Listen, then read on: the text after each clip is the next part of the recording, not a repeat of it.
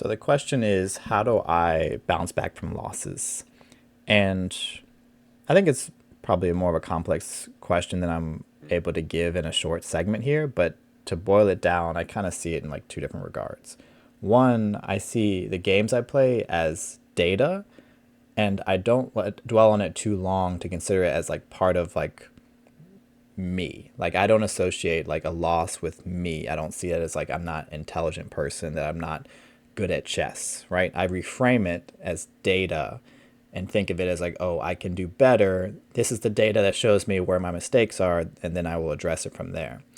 That's not to say that when I'm experiencing it in the moment in a game and I make a mistake or make a blunder, that I'm not beating myself up a little bit, that I'm not frustrated, not angry. I definitely feel those things, though it may not show on my face.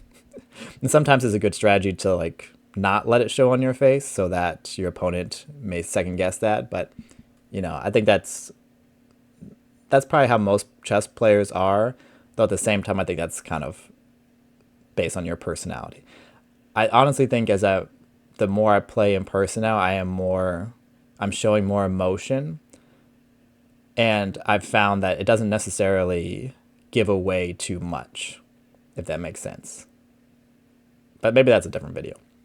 Anyways, the important thing is though, when you let yourself feel what you're feeling, that you actually address the error, or the mistake, the blunder, or what have you, right? That you don't just move past it and just keep playing, keep playing, keep playing, and you keep making the same blunder, same blunder, same blunder, right?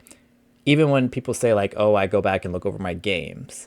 If you're going back and looking over your games and it's not leading to a change in behavior in your over the board timed games, then you're going to feel like you're bad at chess, right? If you're not seeing improvements, even in marginal improvements from that, and feeling the difference from your efforts, then chess is going to just seem like mental torture and nothing else.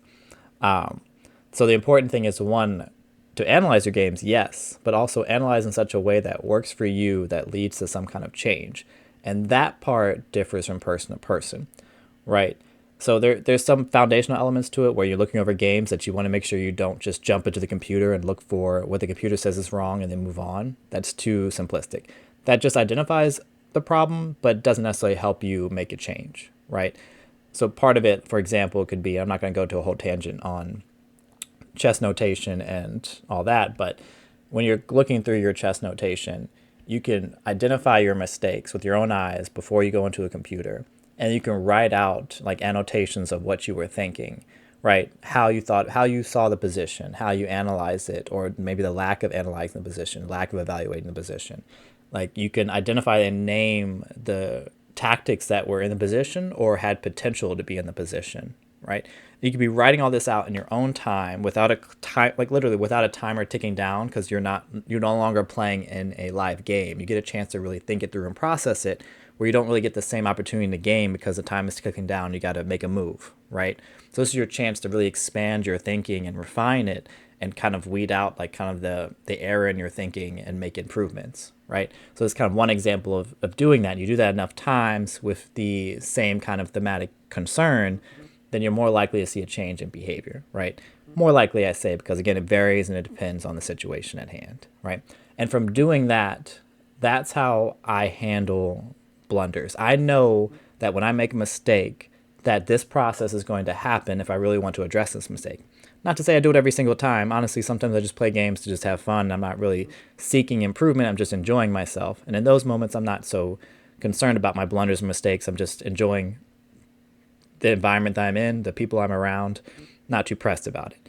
But if I were to seek improvement and then I didn't actually address the problem correctly and appropriately for me as an individual, then that would be incredibly frustrating and make chess very short-lived for me.